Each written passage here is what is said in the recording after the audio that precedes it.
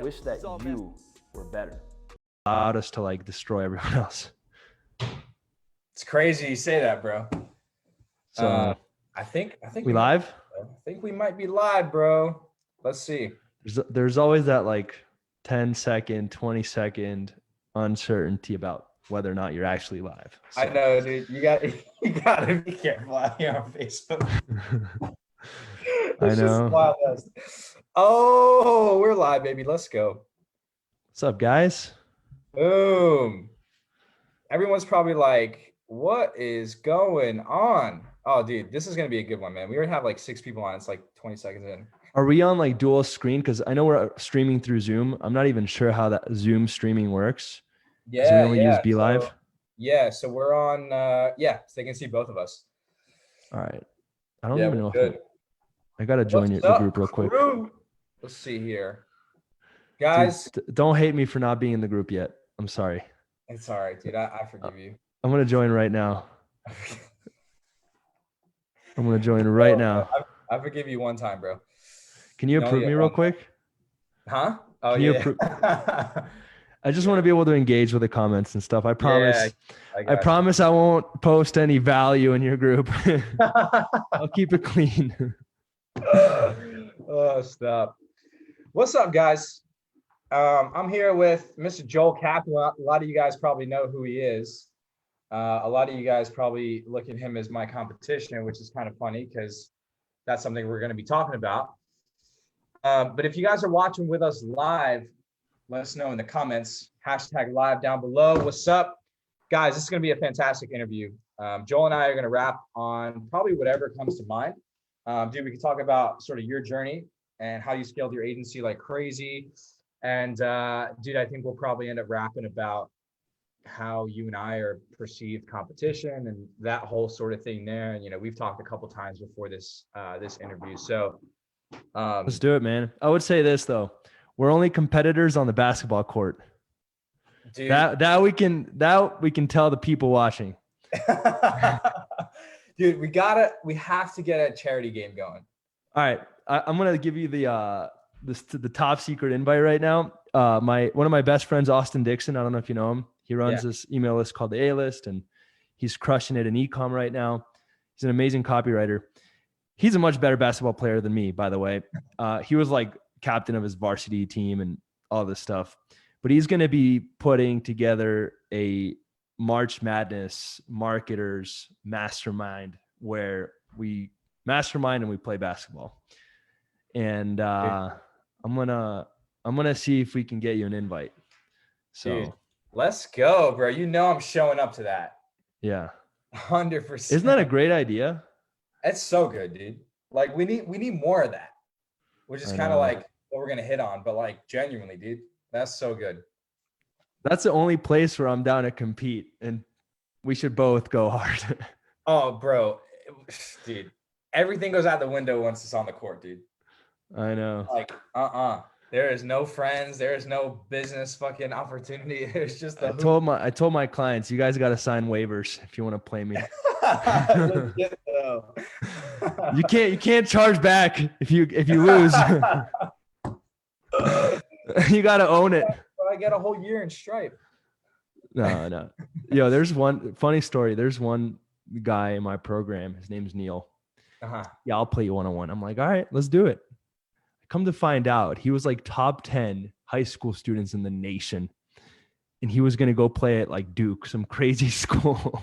That's He's 6'7". I was like, all right, we're not playing. No. I know my limits, man. I know my limits. Oh my goodness. That's funny. Yeah. Yo, what's up, y'all? We have a few more people jumping on. Welcome. This is going to be a sick ass interview. We haven't even really started. We're already talking some shit.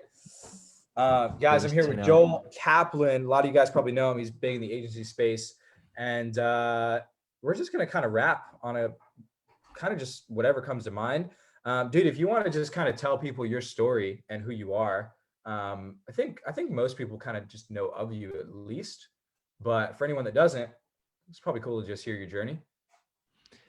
Yeah, for sure, guys. Give me a time frame, because that journey answer. It could be like 15 minutes long. It could be like a minute long. Yeah. How much Let's time do do I like have? the 2 minute like elevator journey. 2 minute breakdown. Yeah. Yeah, guys, my vision for the world is a world where people reach their full potential and have the greatest impact. That's the first thing you got to know about me. That's my vision of what I'm trying to create in the world. That's kind of my North Star. And that's what I'm shooting for in the long run. That's the first thing you got to know about me. My journey so far in bringing that vision to life, I knew I wanted to be an entrepreneur since day one. I started my first business when I was 18 in college. I did DJing for parties and weddings, and I actually made quite a bit of money. And after that, launched another business. It failed. After that, was about to graduate and launch another business. And my dad was like, yo, Joel, get a job. So I got a job for 2 years, but I had this itch inside of me that I'm meant for something bigger, something more. And after that, I started my marketing agency because I believe in that being an amazing model for people launching their first business. It's proven to work. It's a thing that people will always need. It's kind of like, how many times do you go to a barber? You go. Like, that's something that you'll need. It works. It's a business that works. We're not building Facebook here, right? Or going to the gym or going to a dentist. Marketing agencies are like all those business models. They are proven to work. And after that, we went all in. It wasn't always easy. There's a story that I always love to tell that at some point I even started applying for jobs. I have the screenshot of me getting rejected. And I told myself after that rejection, because I had been applying like crazy. I was like, I can't do this anymore. It's too crazy. I don't really, all the ups and downs, clients coming and going, as you know, like the day that we start getting clients is the day that we start losing them. And it was just really stressful. So almost quit, ended up committing and going all in, burning the ships and telling myself, I'm going to try to make this work. And over the course of, I'd say 2 years, we ended up scaling to over 300K a month. Since then, we don't really want to keep scaling that agency for various reasons, which I'm happy to dive deep on. But after scaling to 300K a month, like since day one, I knew that I wanted to build a coaching business. That's something that I wanted to do. I was very clear on it. If you go back to my journal of when I started my agency, one of the things on there is agency info. Like that was, if I actually look at my, my journey being mapped out on that journal, that was the next level. And, like, that's what I'm passionate about. Again, going back to the vision of helping people reach their full potential and have their greatest impact. I knew I wanted to coach, but I knew that I needed to prove myself first before I started coaching. So after essentially proving myself that, hey, I know what I'm doing here, I, similar to you, man. And I know you're still running, like I see your HVAC ads, like you're still in the game, trying to like always innovating on what's working right now. And since then, I launched my coaching program. It's called 7-Figure Agency. We're going to be doing a whole rebrand though, for various reasons. But that being said, that's kind of my story so far, but it's just the beginning. Fuck yeah, dude. I love that, man. That was a little more than 2 minutes, but it's okay, bro. You get a pass. It's a hard question to answer quickly. It's yeah. I mean, if you've been doing it for like 3 months, it's not that difficult. But when you've been in the game for a while, it can be tough. Yeah. Dude, that's sick, man. Like, fuck. It's crazy how like we have really similar journeys. They're really different in a lot of ways too, but like really it's, I don't know, dude. It's just crazy. This whole industry is nuts. But dude, you said something I'm really curious to hear more on, which is that you guys aren't really looking to scale the agency too aggressively past where it's at, more or less. Tell me more. Yeah. So 2 things. When you go from 7 figures to 8 figures, there's a lot more at stake. And there's a lot of new variables that you'll have to deal with. So the desire to go and build an 8-figure business has to be pretty extreme. Like it can't just be about the money at that point. If you're going to go through the sacrifices required to get to 8 figures, there's got to be a bigger driving force than just the money, or else like there's just more attention on you. You're dealing with the associations. You really are looking to be the number one dominant player in the niche of all time, which means that there are some downsides that you gotta be willing to deal with. For another example, to get to 8 figures, your base operational costs are going to be higher, right? You're going to need bigger team. You're going to need, like, for example, I dropped 50K on HubSpot. Like even the CRM costs more. Like there's just some bigger numbers. So you have to be willing to deal with the fact that a few minor mistakes can kill your margins big time. So there has to be something more than just the money. And that's one of the reasons why I want to keep scaling the coaching program. Because for me, it's, of course, I care about money. I'm an entrepreneur. There's no denying that. And I love the game of business, but it's a business where I get to help more people and I get that emotional fulfillment. Whereas in the done for you agency, I don't really get that fulfillment. So the agency was not a business that I'm willing to deal with the 8-figure downsides behind the 8-figure upside that you don't experience at the 7-figure level. You don't. At 7-figure level, you can still be a lean business. You can have a small team, but it's not like you're getting an HR department and a legal department and a CFO. It's pretty chill. Like you could run it by yourself pretty much with a team of 5 even. 8 figures, guys, you need more people. It gets complexity creep kicks in. You deal with some new negative variables that you wouldn't have thought about, which means that you have to be willing to deal with those things and ask yourself, is this the business model? And is this the business in which I'm willing to deal with those negative things? The other thing, man, as to why we don't want to keep scaling is because there's something called the inflection point where at a certain rate, your ability to get clients will clash with your retention rate. So if you're at 200 clients and you have a 90% retention rate, 90% is pretty good. That means on any given month, out of 10 clients, bringing it down to 10, out of 10 clients, you're keeping 9. Would you say that's pretty good? If you have 10 clients and you only lose 1 that month in the agency space, would you say that's pretty good? Dude, that's an insane retention rate. Okay, what happens when we bring that same retention rate up to 200? We're losing 20 clients. So that means that I'd have to get 30 clients to even be up 10. And every month I have to close at least 20 to be exactly where I'm at. So at some point, you have to add new offers to beat that problem. You'll have to create a back-end program. You'll have to essentially add more complexity to keep it scaling. And for us, it didn't make sense to have to figure out how to do all these other things to deal with that inflection point. So that's why we stopped scaling it. Does that make sense? Kind of?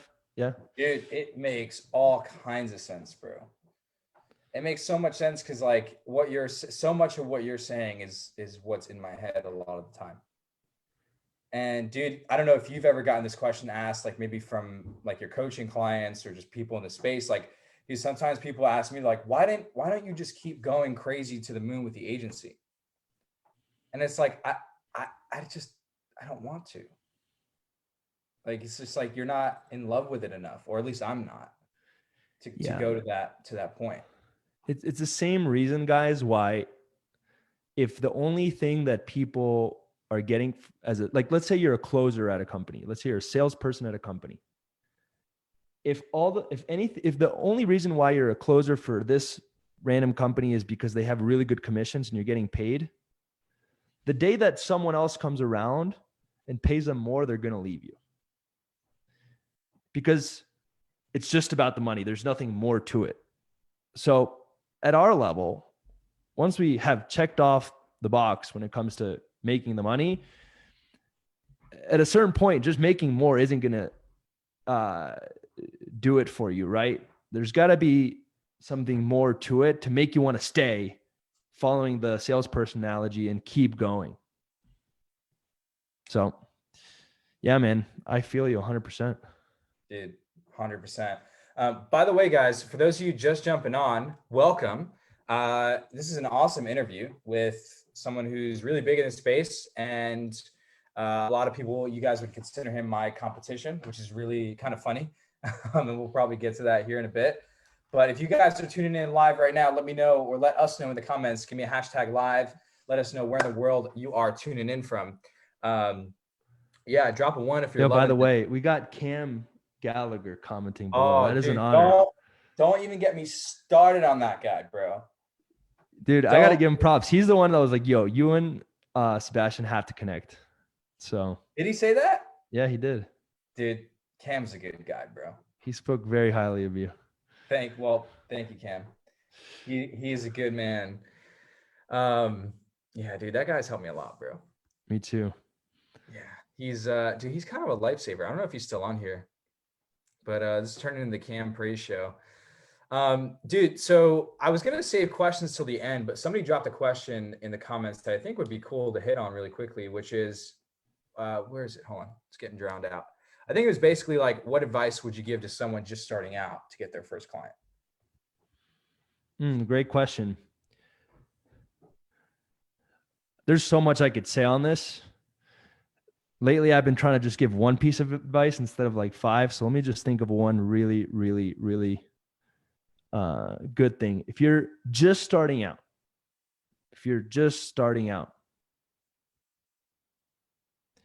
the biggest advice that I could give someone that's like brand new, has no experience, doesn't even have a client, is earn the right to get clients.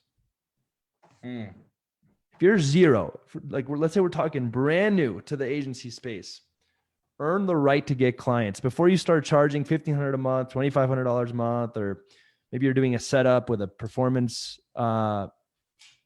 with charging based on performance. Before you get to that, earn the right to actually charge.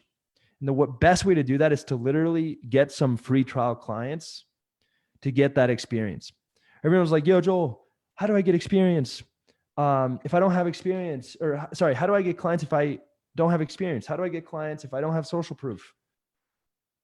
It's to get experience and get social proof so that you can get clients. So that's the right answer. Everyone's looking for a shortcut in this really hard game of business instead of just sucking it up and doing it the right way. And guys, even when I started out, my first few clients, I did have some paid clients that were cool with paying me, but for some people that didn't, I didn't say no. I said, let me try to prove myself and run your ads for free for 30 days.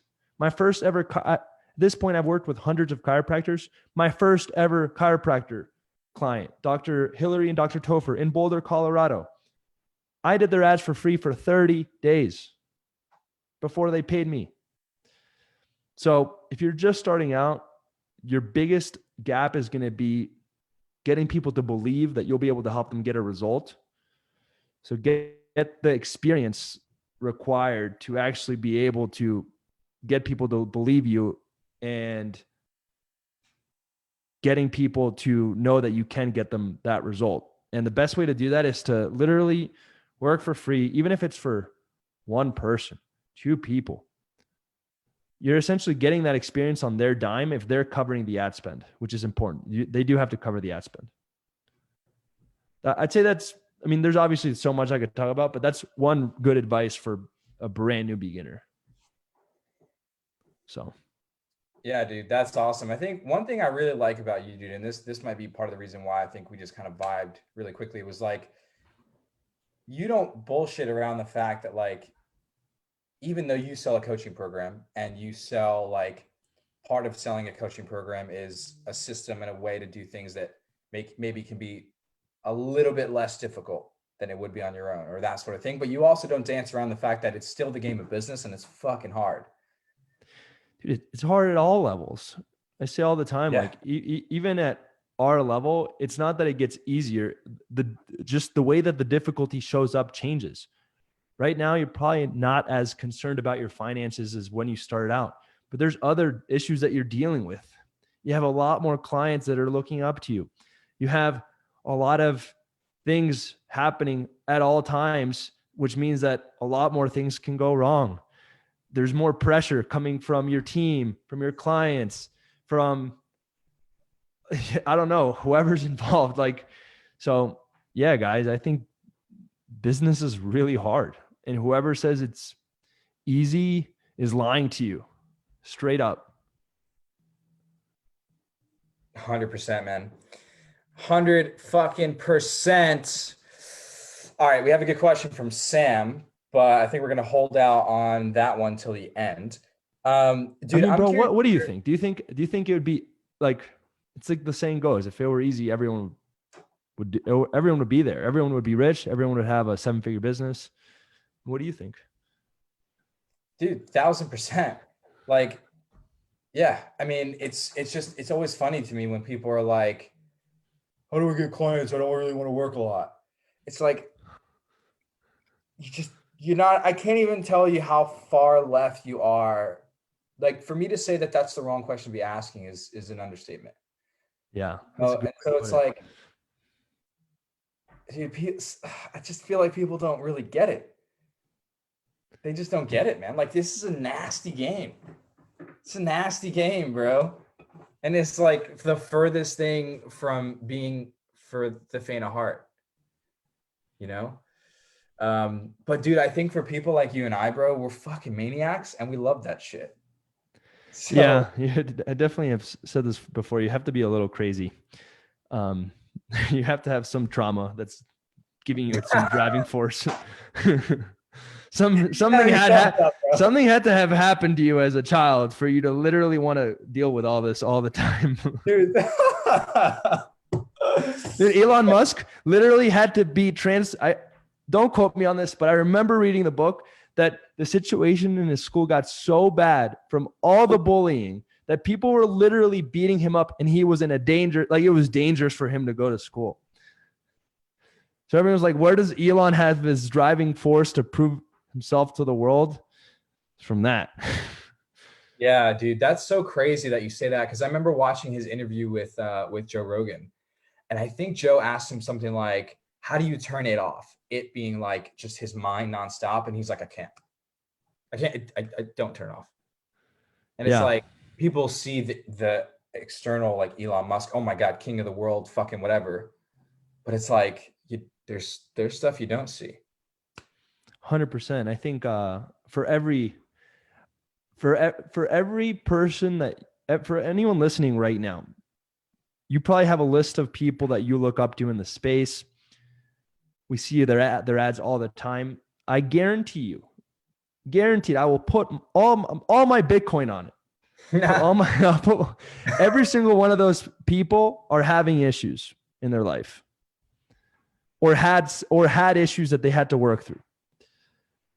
So anyways, that's a totally side note, but I don't know why I said that, but it inspired me to say that. So, dude, if it's there for you, bro, let it out. That's it. Fuck, you asked me something before, dude, that I wanted to touch on, or I was going to ask you something. Fuck it. I felt like I was doing all the talking. I wanted to get your thoughts too, you know? No, dude, this interview is about you, bro. All right. So, someone asked an interesting question. I know someone's tagged me and said, Sebastian, I know you advise to never give free trials. What is your input? So dude, typically I do advise against it, mostly because I did it for a while and I fucking hated it. Like it kind of worked, but then like the times it didn't work out, I was like, fuck, this is a lot of time and energy and like potentially money that just went down the drain. But it kind of is like not a double-edged sword, but like there's two sides to it. Cause Joel, like you're 100% right, dude. I literally got my first batch of experience from charging people like $50, $100. Like, yeah, I would actually agree with you. And whoever asked that question, like you never advise to give free trials to get clients. I think it's a great strategy to get experience. And the first question I answered was, well, what's a great advice for beginners? It's really, the advice there is not to do free trials. The advice there is to go get some experience first. 100%. Here's another way you could do it without free trials. Go work for an agency for 6 months or a year. Learn how to get results, get experience before you start charging. I think that's the advice more, and that takes it a few layers deeper than just the free trials.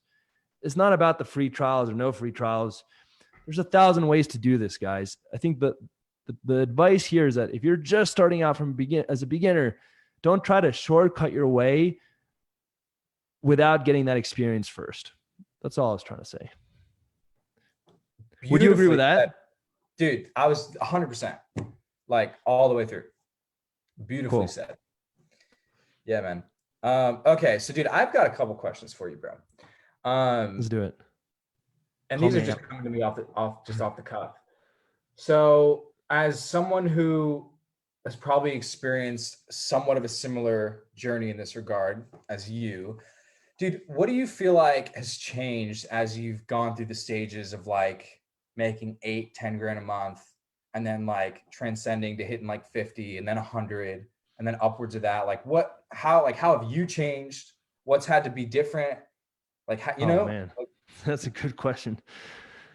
A lot. How have I changed? A lot. I think, would you say from 10 to 100K? Or are you saying like 100K to $1 million? Like, what are you? Yeah, let's start with 10 to 100K, bro, because I feel like a lot of shit changes during that time. Yeah, 10 to 100. If anyone here is at 10K and they're looking to level up to 100K, few fundamental shifts. You're going to have to evolve from an entrepreneurial employee to a CEO. That's the biggest shift that you'll need to make, which means that a lot of things are going to have to happen. You're going to have to learn to lead.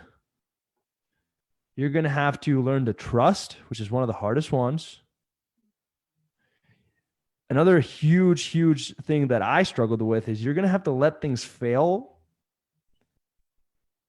without you being directly involved, so that things can operate without you being directly involved.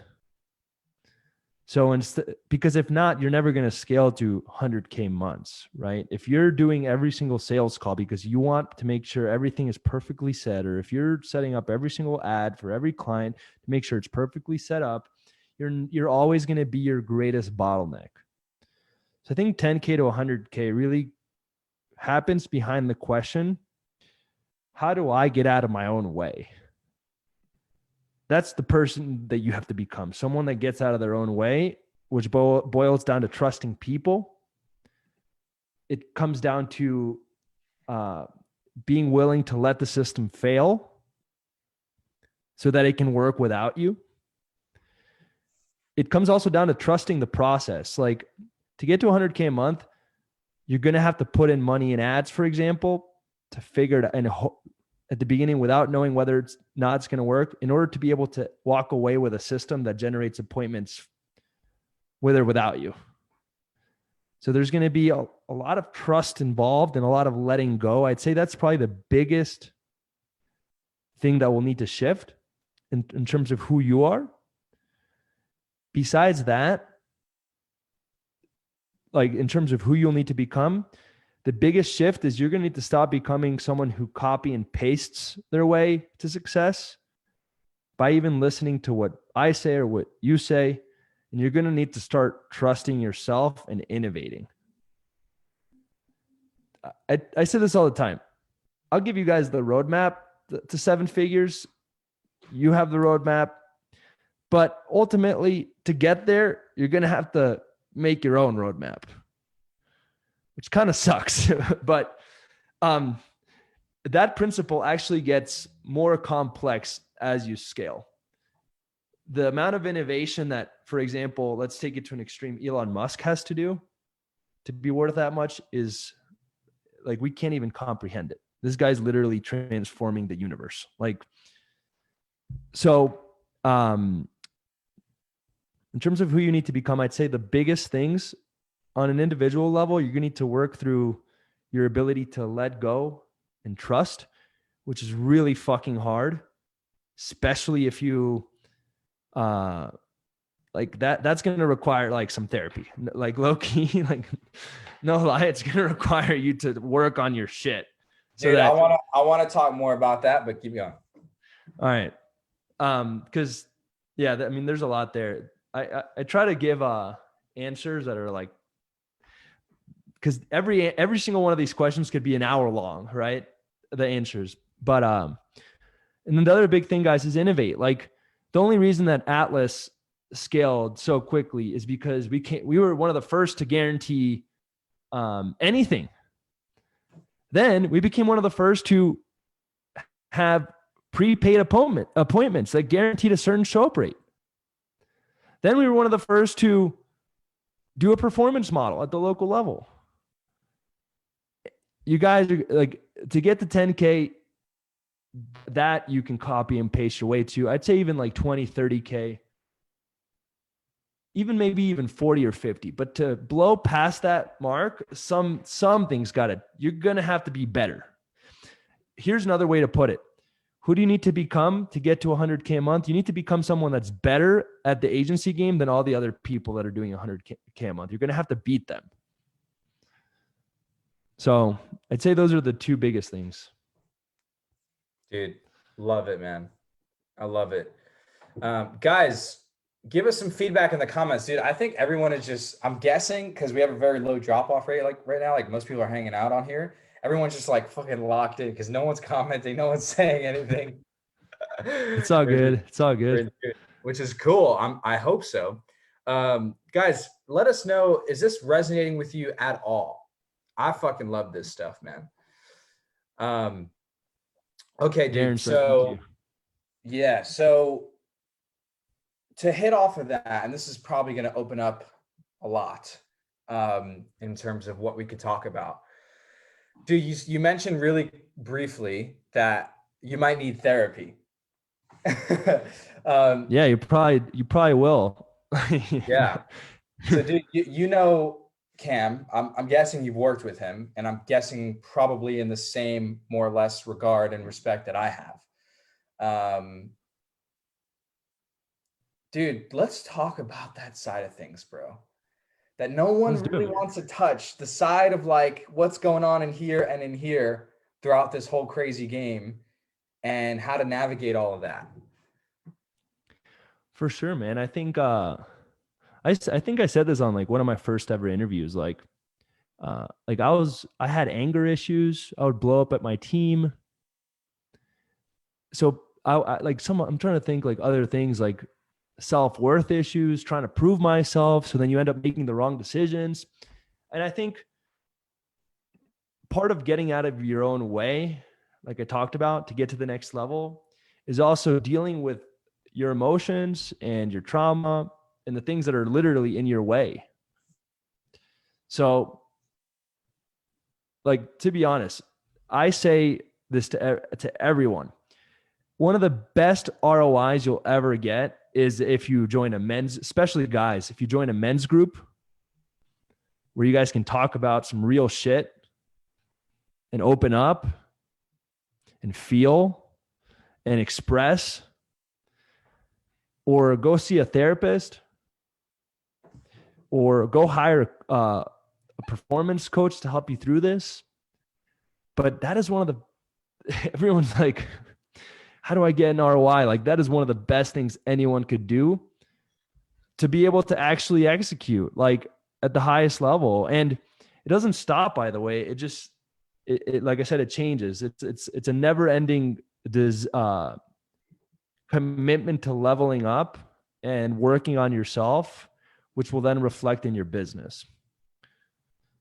Ultimately, your business is succeeding or failing because of you, like, to be honest. So you should be working on yourself. If you have shit that's holding you back from childhood or from some experiences that maybe that fucked you up, you're going to have to work through that to create the space for your business to grow. I don't know what more you want me to say, but that's what I think, at least. Dude, that's amazing, man. Obviously, I'm sure we could probably, like most of the things we're talking about, we could probably hang out and talk about each thing for hours. For sure. But dude, like, that's so spot on. And it's one, frankly, I think, I mean, to be fair, it's becoming less of an overlooked aspect of entrepreneurship. I think a lot of people now are starting to come to the realization that they really need to work through their shit in order for their business to thrive. But it's still, everyone wants to know, how do I get more meetings? Like, what's the fucking outreach script? What's the fucking pitch deck? Like, tell me the objection handlers, Joel. Tell me the fucking objection handlers, bro. Trust me, Like, I know. And it's like, it's just, there's levels to it, man. And it's like, dude, you literally had your VA for a day and you freaked out on them. And like, that just goes to show how you are so out of tune with your emotions and your ability to take your own self-interest and put it on the side for a little bit. Like, for example. But yeah, I'm with you, man. I think like I talk about this all the time. If you want to build a massive company, first you have to, like, if you want to build a 7-figure business, you have to become a 7-figure human being. And that never stops. It never stops. 1000% I think there are some people that succeeded without working on their shit, like the Steve Jobs of the world, but those are outliers. And just because it worked for them and it's effective for them doesn't mean it's the optimal way for most people. It's kind of like I'm sure in high school you had a friend or maybe someone in your school was jacked. They were massive and they didn't even lift. I was like, it's like, dude, how are you so big? And it's just like they're the one outlier that they don't have to do the same workouts, yet they get a lot more of a result. So in business, I'm always asking myself, what is optimal as opposed to what's effective for one person or one coach? And I think when it comes to working on our shit, there are some entrepreneurs that haven't worked on their shit. But for the most part, most successful entrepreneurs have had to work on themselves. And you're probably not Steve Jobs, so you should probably work on yourself. That's my philosophy. Agreed, man. And Dan Pena is like not like terrible example, you know? Don't model that guy. 100%. You look, and even if it worked, the guy looks miserable. The guy looks miserable. Do you even want to be that person? Be like angry? So, like, I'm not saying that being aggressive and like not dealing with your emotions can't work, but 99 times out of 100, you're going to have to work on yourself to get to the next level. 100%, man. Dude, So beautifully said. Cool, man. So this is a question that's a bit different than what we've been on the topic of. So, dude, I know for me, I got into the agency game in 2017, and so much has changed since then. So much. So I'm curious to hear your thoughts on where you see this industry going and where do you see as the future? that's a great question. Something that I think about all the time. Where is the agency? There's like so many ways I could answer this question. I think over the next year, if you're not on more than one platform, you're running major risks of getting wiped out. So I think multi-channel advertising agencies are going to be a thing where you offer YouTube and Facebook or Google and Facebook. I think if you're just on Facebook, at this point, I do not like, I know how to like build backups and backups and backups and backups and backups. And that's what I teach. I'm like, just play defense on this. Don't play offense. But ultimately, that's not the easier solution is to spend 6 months to really learn YouTube crack the code on YouTube ads, and now you're safe. So I think that's one big thing. I think another big thing is the offers are starting to get crazy. Like the guarantees, like what people are doing now to get appointments and to get results for clients is getting nuts. I think two people are going to win. There's two types of people. The people that also do coaching along with Done For You are going to win, because maybe they're getting the client to realize, hey, you don't need all this. You just need to level up internally within your own business. And then all you need is simple Facebook ads. I think that's one way to solve the problem of all the crazy offers. And a few people are doing that. Like there's more agencies that are adding coaching to it. They're adding courses for their clients that are making their clients go through it. And like one of my coaching clients, who's also one of my best friends, they just crossed $1 million in revenue. His name is Nick Quorum. And Nick does 3 coaching calls a week with his clients. So I think that's one way to solve that's one group of the people that are going to win. I think another group of people that are going to win are the people that can deliver on these crazy offers.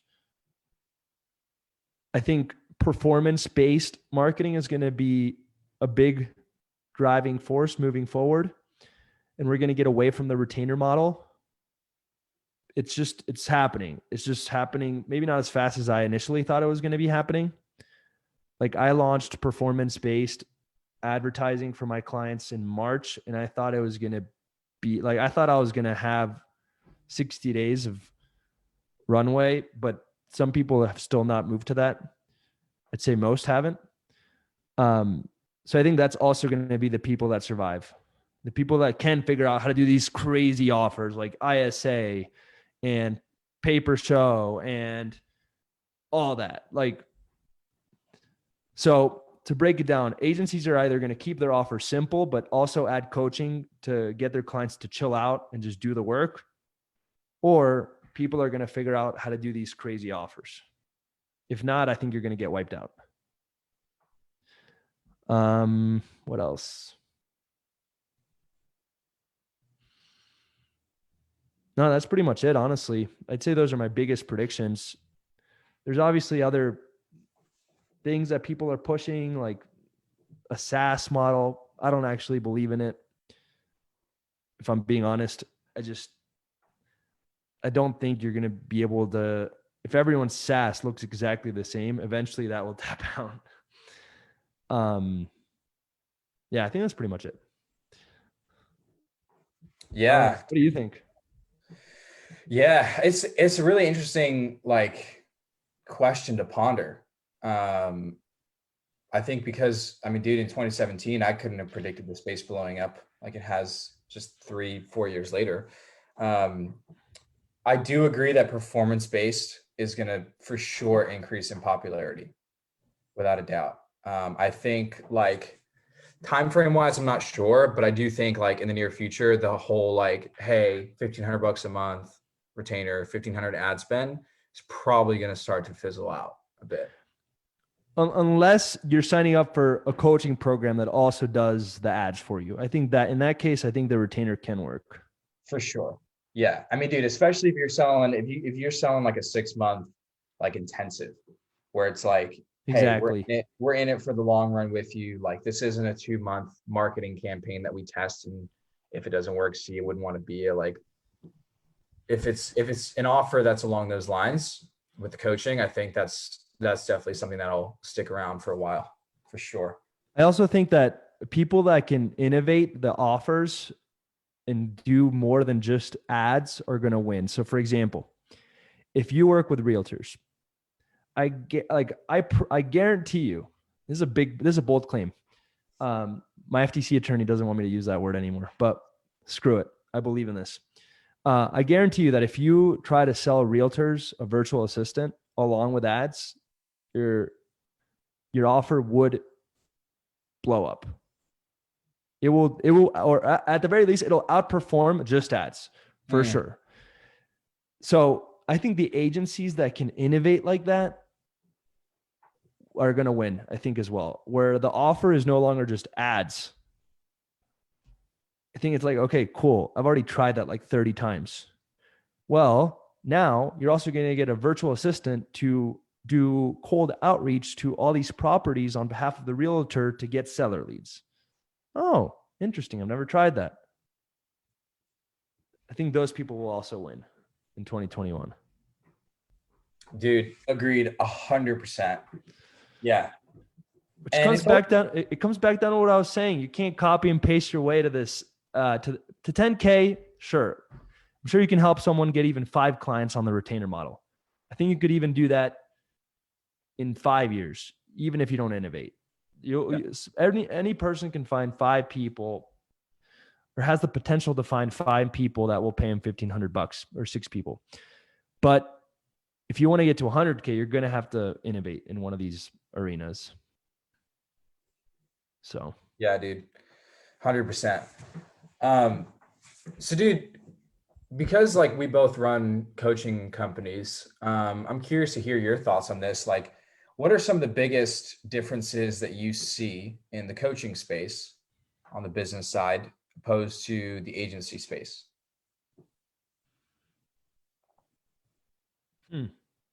Like, tell me more. Like, what specifically, or just in general? Yeah. I mean, obviously, like the business model itself is different. We know that. Let's see. Is there anything? I got you. I got some good. Okay, go. You can't automate coaching. It's very, very, very hard to.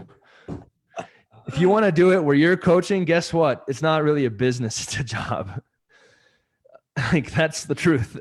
Everyone wants to build a coaching business, but because it's like sexier and because it's like, oh, I get to teach people and I could just sell it. But like, guys, I work exponentially more on the coaching than on the agency. So that's one huge difference. Yeah. Like, that I think most people overlook. And they think, oh, if I just coach, it's going to be way more scalable and way less work. But I'm telling you guys, maybe it's at the very beginning, it's maybe more scalable, but there's also the downside of you don't have retainers. So unless you have a reoccurring program, which is also very hard, unless you're adding so much value, which most people coaching are not, it's going to be really, really hard. And with an agency, you have retainers. So I think the way I like to explain it is like, if we look at real estate, agency is like owning an apartment complex that has like 200 units. And each unit is paying you like $1,500 for rent. Coaching is like, you have this sick mansion where you invite people for parties. And it's like, it's a sweet mansion, but you have to clean the house. You have to mow the lawn. You have to really take good care of it. When people come to your party and pay you for it, which is where you make the money, they're going to accidentally break something. So it's like, and you have a pool, which you have to clean. So there's upsides and downsides. Whereas with the agency, you can kind of just plug and play, and it's kind of like adding more units. I think we closed over 20 clients in January in the agency, and I have not done any work. You cannot do that in coaching unless you build a brand-based coaching program, which is not revolved around your personal brand, but then that's really hard to scale and get traction on. So there's upsides and downsides. Yeah, I think that's a huge difference. Dude, it's massive.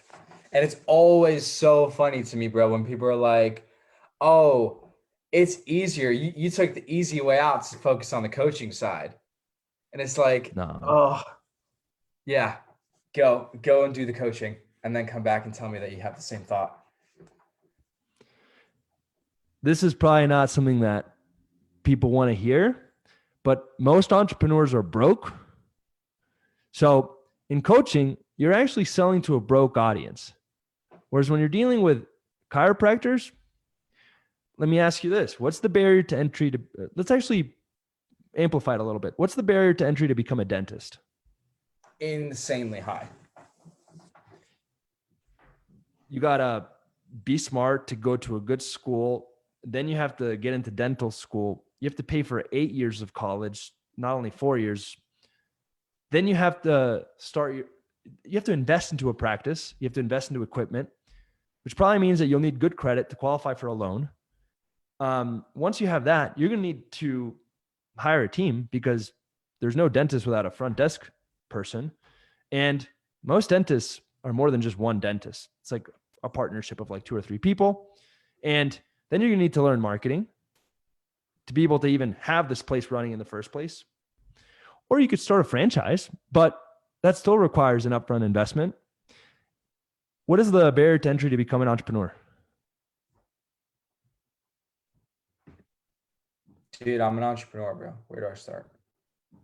Okay. It's pretty much nothing. Like which is all the beautiful part about it, right? And it also means that we can help more people. That's the upside. But one of the also big, huge differences between the coaching and agency is in the agency, you're dealing with business owners. And I think in the coaching space, you're dealing with people that are just starting out wanting to become business owners, which also presents its own huge set of challenges. So if anyone watching this is like, yo, I want to just go launch a coaching program, it's not as simple as, oh, I watched this VSL that said it would be easier than doing my agency, so I'm going to do it.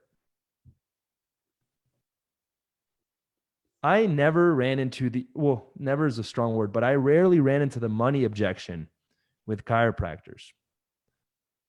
With my coaching program, a lot of people really don't have it. Like, they really don't have access to funds. So, yeah. I'm sure you've experienced that too, you know? Dude, more than I can tell you. Yeah, 100%. Mario said, why do I like coaching? With coaching, you get something that you will very rarely get in the agency, which is emotional capital. It's a lot more fulfilling to personally have a relationship with someone that you see grow and help them get to these crazy results and be one of the major driving forces versus when a client calls you and tells you, oh, the ads worked. It's like, you don't really feel like you had that impact on them.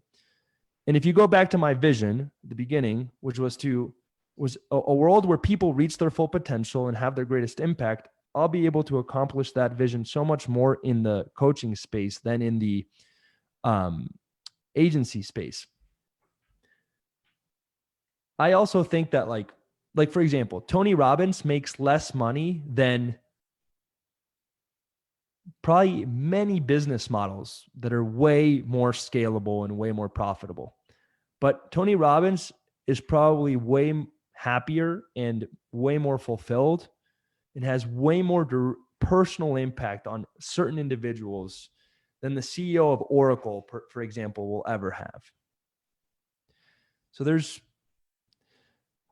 brings up another whole point. Like in this space where we buy coaching programs all the time, we're always looking for advice. We sometimes forget to listen to ourselves and what we want. So I think in this journey, you also have to figure out what you want. And a coach can't tell you. I say this all the time. Before you get coaching, you have to become your coach. And that's so for me, I like it more. But I'm way more exhausted from it. Like there's just way more work all the time. It's different, but I actually love it. So anyways, sorry, bro. I feel like I'm talking so much, but what? Why are you laughing? Because I'm interviewing you, bro. That's the point. Yeah, I guess so. But normally we talk and it's kind of like we're back and forth. No, I know, dude. I want to let you get everything out, you know? Yeah. But dude, I honestly, bro, it's pretty much identical for me. Like I remember like all the time I'd get messages from agency clients. Hey, leads are coming in. It's working. It's working. I just closed this, blah, blah, blah, blah, blah. It's like, oh shit, cool. All right. Well, I know the thing works. Whereas like, dude, like this guy, I mean, there's too many examples for me to like even want to pick one, but like, you know, we have this client, his name is Jordan, and he came to our live event back in beginning of November, and just an amazing guy, bro. Like just an amazing dude. Like he still works his full-time job, while he's still running his agency, he's kicking ass. And he's a school teacher, and he's got a couple kids, wife, like just great freaking dude. And he was really, really struggling for like a month or two in our program. For multiple reasons, like a lot of personal stuff going on, family, this, that, like just getting accustomed to our system, all that stuff. And then like, dude, probably like a couple weeks ago, a month and a half ish, something like that, he finally cracked and signed his first client. And since then, dude, he's just been on a roll. Bang, bang, bang, bang, new client, new client, wow. New client.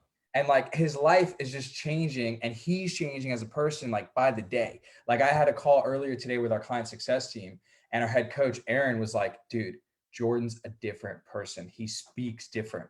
And like, because I also know he's showing up differently for his kids and his wife, like, dude, that emotional capital, like you said, bro, it's just, you cannot put a price tag on that. And you don't really get that nearly as much, if almost any, realistically, with the agency. 100%. Like using the dentist versus entrepreneur example. Okay, the dentist reaches out to you. He needs more patients. He already has his practice. If you solve his problem, maybe he'll be able to take an extra vacation. The impact, for the most part, is not nearly as big as helping someone go from scratch and really helping them level up. So, dude, 1,000%, man. I also think that like, I used to think, I made a video about this. I used to think that coaching would be like more scalable, more profitable, all this. But I realized like any business is more profitable, more scalable, based on how you build it, right? It's like there's no perfect business model. So yeah, dude, 1,000%, bro. All the big agencies in the world, the biggest ones, are doing way bigger numbers than most coaching programs ever do. It's true. Like $100,000 a month retainers. Yeah, dude. For one People client. think like, yeah, 100%. People think like $100,000 a month in agency in total revenue is insane. Like you said, dude, there's people who have clients that pay them $100,000 a month, $200,000 a month, just retainer. Like it's nuts. Yeah. Yeah. So fuck yeah, dude. Guys, we still have about 15, 16 people on here. Let us know if this is resonating with you. Dude, we've covered a lot. And interestingly, for me at least, it feels like we've covered a lot, but like this could be like a fucking 4 or 5 hour talk. Easy. Yeah. Like, yeah. For sure, man. I think I love the questions, man. I think most of the time the questions are like the same questions we always get. How do we book more appointments? I think these are some really good questions. So thank you, man. Appreciate that. Dude, I've done too much work with mindset coaches at this point that have asked me the most fucking questions to not pick up a thing or two. So, fuck yeah, dude. Oh, you know what? Before we bounce, let's talk about the competition thing. I just remembered. It's really funny. So dude, a lot of the people that are probably watching and that end up watching, someone said don't end it. At some point I gotta go, guys. Yeah, dude, I'm in the UK. It's freaking 11:05 at night right now. You're in the UK? I thought you were from New York. I am. Yeah, but I came out here in September. That's a whole nother story. Oh damn. That's crazy. Dude. Yeah, long story. But dude, when you find love, bro, sometimes you gotta take that flight. For real? Yeah, legit, bro. I'm laughing because my girlfriend's laughing. That's awesome. She's like, my number one greatest achievement is that I've been with the same person since high school.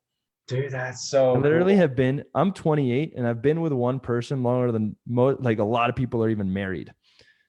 Like, which is crazy. But yeah, like I believe in that hardcore. So That's yeah, amazing, you bro. know, you know. That's how I feel, dude. When you know, you know. And you got to always check in. And it's like, is this what makes me happy? Oh, it does? Cool. Screw what everyone else thinks. It's so true, man. It's so fucking true. Who says you can't, like, even if she was in Japan, like who says you can't go? Like, who cares? Dude, it's crazy. Like probably 2 days before I sold off. Yo, hold up. Let me show you this. Let's see. This is turning into how to find love. I wanted a Basset Hound puppy. A what? I wanted a Basset Hound Oh puppy. my goodness. That's really awkward, bro. These dogs are awkward as hell. Oh, it's so cute though. And I wanted to name it Gus. I was like, I don't care. I don't give a fuck what anyone else thinks. I'm gonna get my Basset Hound puppy Gus, and he's gonna be awkward. Like, dude, he's adorable, bro. He's awkward. Oh, look at those ears. Yeah, he's crazy. That's so cool that you keep with you in the office. Yeah, he was just sleeping the whole time. Oh, he's like, you fucking woke me up, bro. Yeah. Yeah, dude. So what was I gonna? Oh yeah, the competition thing. Dude, I just think it's funny, man. Like, you know, we talked a couple times before this interview. Yeah. And dude, I've had a couple people message me, and even people on the team. I was like, yo, I'm interviewing Joel tomorrow. And they're like, oh, why? I'm like, what do you mean why? Why not? Like, is it a competition? Like, no. Depends on how you look at it. You know? Like, what are your thoughts on all that, dude? My favorite outlook on competition is Simon Sinek talks about like the infinite game. And the companies that play the infinite game are the ones that end up changing the world. And he gives the example of Microsoft versus Apple.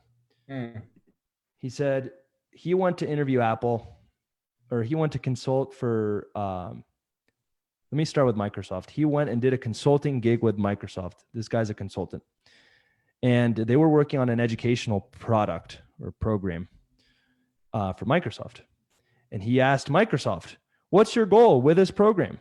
And they said, we're trying to beat Apple. That's what they said. Then he went to Apple, and Simon Sinek did a consulting day for Apple. And he tells this story. I don't know if it's true or not, but this is the story he tells. And he asked Apple, what are you trying to accomplish with this education program that you guys are looking to build? And all they said was, we're looking to change education. So whereas Microsoft was focused on how do I beat Apple, Apple was focused on something much bigger. So I think competition and being like, oh, me against Sebastian, like on the basketball court, fine. I'm down. Let's go head to head. But in life, if we're not allies, then we're not seeing the bigger picture. Which again, my vision is a world where people reach their full potential and have their greatest impact. And that is an infinite vision. It actually can never be accomplished, which is why I said it's a world where people actually reach it, because in a way they never can, which means that people like you who have influence in the same niche, if we can be on the same, if we can be in alignment, like in the long run, maybe in the short run, yeah, maybe a few people will work with you or a few people will work with me, but in the long run, we'll end up winning together. I believe that.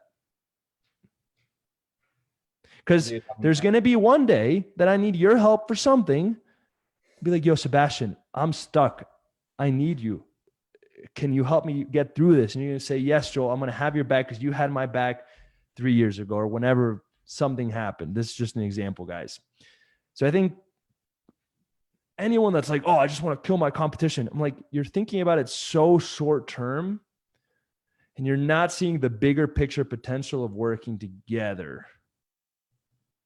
Even if you and 10 people in the same niche collaborated and you each had 100 clients, unless you're in the tiniest niche of all time, which may be the case, but in case for most people, you're not in the tiniest niche of all time. And it means that even if you each had a 7-figure agency, there would still be leftover. So wouldn't you rather work together to figure out how to create the best product and get the best results and be the ones at the very top versus being extremely competitive, and being a lone ranger, but then you're not at the top because you don't have any allies to help you. That's my philosophy on competition. And it wasn't always that way, by the way. It's shifted. I used to be extremely like short-term thinking. So, dude, it's literally pretty much identical for me. Like where you're at currently is exactly the same place I'm in now. But I remember, dude, for the first like year and a half, it was like, fuck this guy, fuck that one. Like my ads are better. Like I know I get a better cost per call than this dude, and and like, yeah. Dude, no lie. At one point, I think you ran a Cairo ad, and I was like, I did. I was like, this guy's going down. Like so stupid. It's like such a waste of energy. I probably spent like a whole 48 hours studying your funnel and your ads, and like I could have been closing clients. Oh my goodness, dude. Yeah, it's so true, bro. It's so true. And like, dude, it's just think about it this way. Look at the fucking Justice League, bro. Like they can't be touched because they're all just joint forces. If you break them all up, they're nowhere near as powerful. Another really good, like I love that analogy, and I did a post off of that analogy way back when because I love that. I think also like another way to look at it is the top 10 wealthiest people in the world own more wealth than half of humanity. That's so crazy. Just 10 people have more than half of humanity. So if I'm really thinking long term, it's like it's so stupid to burn relationships over short-term thinking when in the long run, and maybe we don't collaborate, maybe nothing comes of it, but what if we do? The potential is going to be massive. So that's my take, man. I do got to run though, unfortunately. Dude, I need to get to sleep, bro. Go to sleep. Yeah, dude. Got to stay optimized, man. For sure. Dude, this has been, honestly, bro, I've interviewed a fair amount of people in this group, and no disrespect to those that I have, but this has been fuck them. One of not fuck them, bro. Get them out. Dude, this has been one of my favorites by far. Really, really good shit, dude. I think, like you said, whether or not we end up collaborating at some point, who knows? But I know we'll stay in touch, and I know we'll probably end up meeting up in person at some point, hopefully this year. And yeah, dude, let's just keep killing it, guys. I hope you enjoyed this interview, dude. Thank you for hopping on. Yeah, thank you. I was gonna do the whole where can people find you, blah blah blah, but it's like just fucking look them up. Yeah, just get me on Instagram, guys. Yeah, it's probably the best place. There you go. Cool, man. Thank you so much. Appreciate you. Yeah, dude. Cool, brother. I'll let you go. I'm gonna get to bed, and I'll talk to you soon, man. Peace out.